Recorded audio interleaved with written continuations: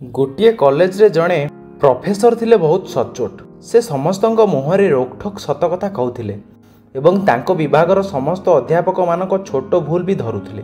एथिपाई समस्ते मने मने तांको उपरे विरक्त हुअन्ति। थरे तांको पत्नी तांको कहिले तुमे कठोर सत कहूथिबारु तुमको आउ केही भल पाउना।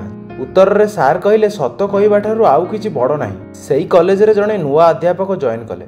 तांकू सहकर्मी माने चेताई देले जे भाई जगी रखी चलिबो, ता नहले केतेबेले समस्तक सामनारे अपमानित हेबाकू पड़िबो। कारण सार सबुबेले मुहे मुहे अप्रिय सत कथा कहते। एकथा शुणी नुआ अध्यापक जनक किछि कहिले नाही।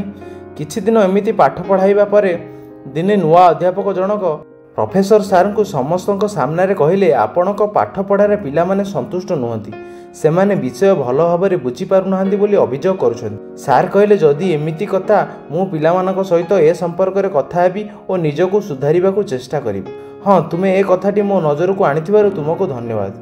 सेठी उपस्थित समस्त अध्यापक माने विस्मित होईगले, कारण सेमाने भाविथिले जे सार निश्चित से नुआ अध्यापक जनकू किछि सुनाइबे, किंतु सेमित किछि हेला नाही। सेठू सेही नुआ अध्यापक जनक कहिले आम सार जणे नमस्य वा पूज्यस्पद व्यक्ति, कारण से रोकठोक सत कथा कहवा सहित रोकठोक सत्य को शुणी शांत रुहंती और निजको सुधारिबा कथा कहंती।